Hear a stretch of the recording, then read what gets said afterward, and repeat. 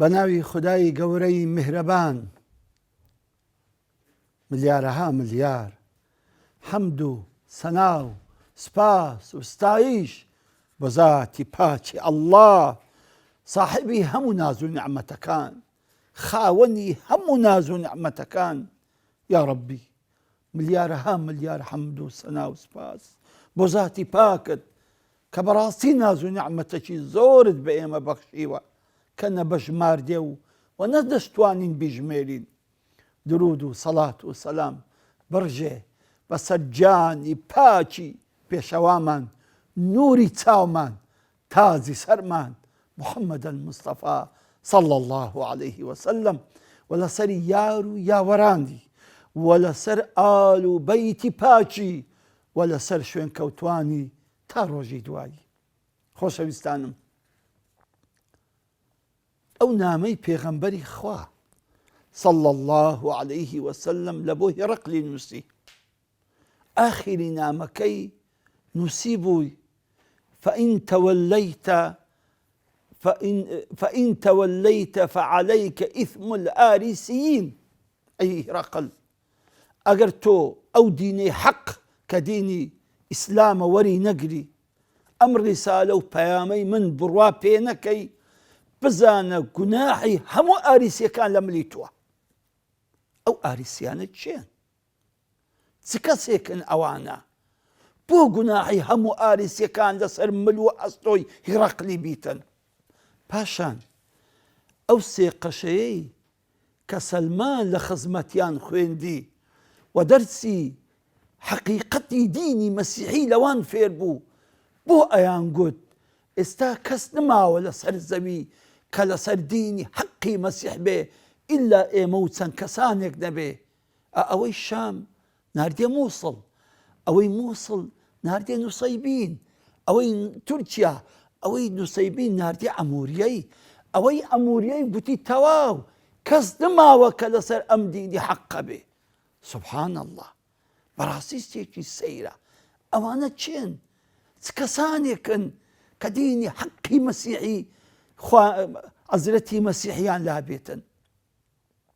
طبعا حەدیثێکی پێغەمبەر هەیە صلى الله عليه وسلم کە ئەفەرموویتن، دەفەرمی إن الله نظر إلى أهل الأرض فمقتهم عربهم وعجمهم إلا بقايا من أهل الكتاب. ئەفەرمی پێغەمبەر عليه الصلاة والسلام خدای گەورە تەمەشای ئەهلی زەوی کرد، فەرمووی بەڕاستی ڕقی لە هەمان هەستا، بە عەرەب و بە غەیری عەرەب، هەر هەمووی تەنها کەسانێک نەبن کە بەقایە و پاشماوەی ئەهلی کتاب بوون. ئەوانە چێن؟ ئەوانە چێن بەقای ئەهلی کتاب کە پێغەمبەری خوا عليه الصلاة والسلام ئەفەرمێ خوای تەعالە تەنها لەوانە ڕازی بوو، تەنها غەزەب و ڕقی و قینەی خۆی لەوانە نەبوو، بەڵام لە کڕۆی زەوی هەر هەبوو. ئەوانە پێیان دەرێن ئاریسیەکان. ئاریوس قەشەیەکی خەڵکی لیبیایە کە لە ئەسکەندەریەیدا دەنیشت. ئەم پیاوە بەڕاستی توانی لە پێناوی دینی حەقی مەسیحدا ڕوحیشی دابنێ و شەهیدیش ببیتن. بەڵام با ئەمە پێشتر، پێش ئەوەی باسی ئاریوستان لۆ بکەم و چی کرد و چۆن ئەم دینە ئینحیراف کرا، با تەمەشایەکی گۆی زەوی بکەین، بزانین پێش ئەوەی ئاریوسی باز بکەین گۆی زەوی چی لێبوو و لەبەر چی خوای گەورە مەقەتەهم كلهم ڕق و قینەی لە هەمووی بوو.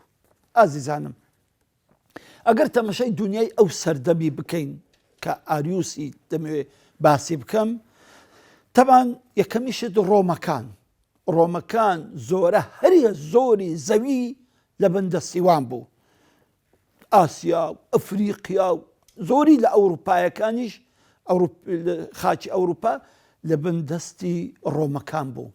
بەڵام بەڕاستی ئەم ڕۆمانە وەثەنی بوون، پاشانیش بەڕاستی زۆر زاڵم مستەمکارەکان بوون مەلیکەکانیان، و پشتی خەڵکیان چەوسان بۆوە بە زەریبە، خەڵکیان زۆر ئەزیەت دەدا بە زەریبە وەرگرتن. بەڕاستی هیچ شتێک نەمابوو زەریبەی لەسەردانەنێن. پاشانیش بەڕاستی خەڵک لە لای وان زۆر بێقیمەت و بێحورمەت و ئینسانەکان زۆر بێڕێز بوون. حتا عەبد و کۆلەکانی خۆیان دەهینا لە شوێنی منەسەی ئەو منەسانەی کە ئێستا خەڵک دەسی لە ڕۆمە تەماشا دەکا وەکو توحفێکی ئەثەری. دەزانی ئەوانە شوێنی چ بوون؟ ئەوە شوێنی ئەوە بوون کە شێریان بەرئەدا جانی مرۆڤەکان بزانە ئەم شێرە چۆن ئەم مرۆڤانە پارچە پارچە ئەکا و ئەیان خوا جاگەر بێت و ئەو مرۆڤە کاتێک شێرەکە تاوی ئەدایە ئەی خوارد هەر دەستانە و هاواریان دەکرد و کەیف خۆش دەبوون. ئیتر هەزاران هەزار کەسیان ئەوە لەو ساحەدا لە بۆ پێکەنینی خۆیان لە بۆ کەیف و سەفا و دڵخۆشی خۆیان دەرخواردی شێر و درندەکان دەدا. پاشان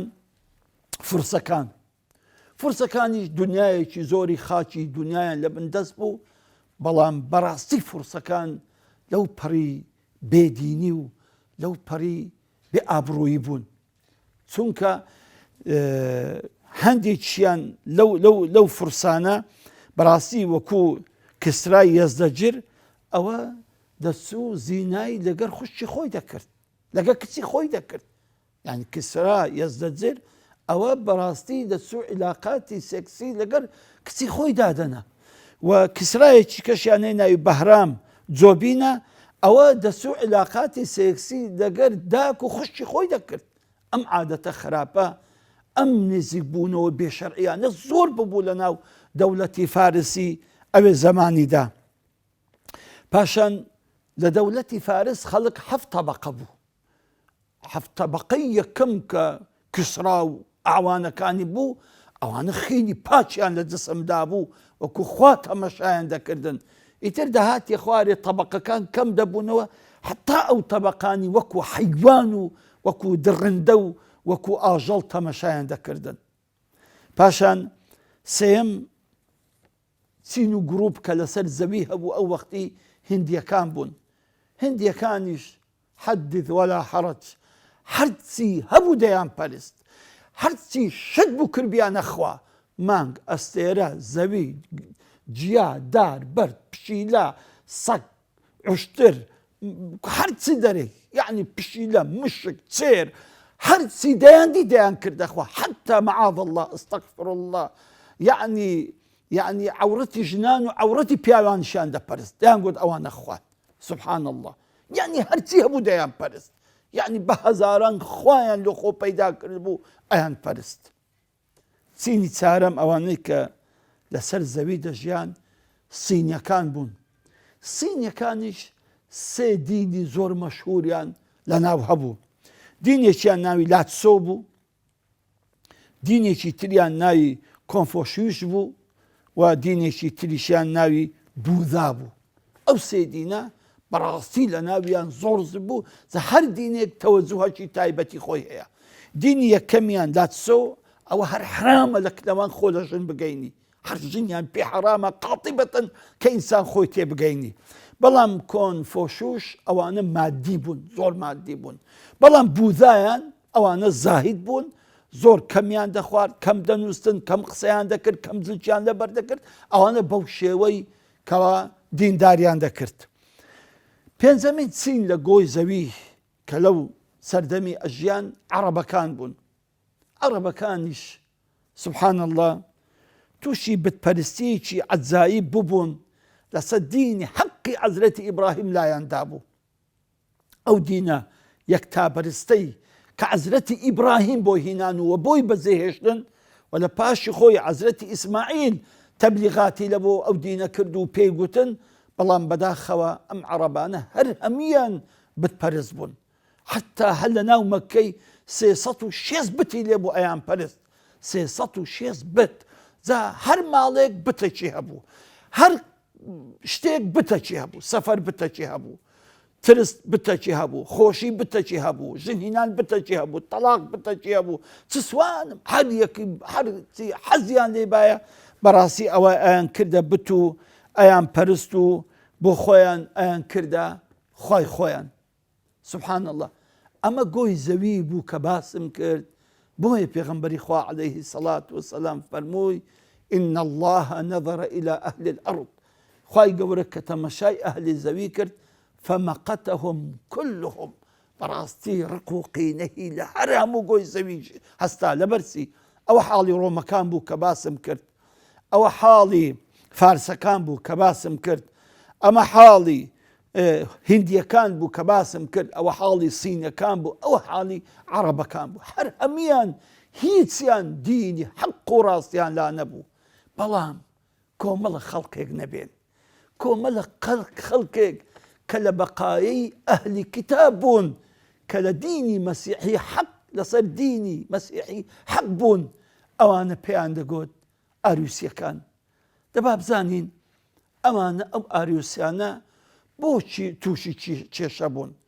لەبەرچی ئەوروپا ئەم پیاوە نازدارەیان شەهید کرد؟ لەبەرچی مەسیحیەکان ئەوانەی کاتۆلیک و ئەرتۆدۆکس و ئەوانە لەبەرچی ئەم پیاوە نەزیبە و ئەم وەحیدە و ئەو یەکتاپەرستەی کە دەیگوت لا ئیلاهە ئیلا الله وأن عیسى عەبد الله وەرەسوولو لەبەرچی دەرمان خواردیان کردو و لە چیش کوشتیان؟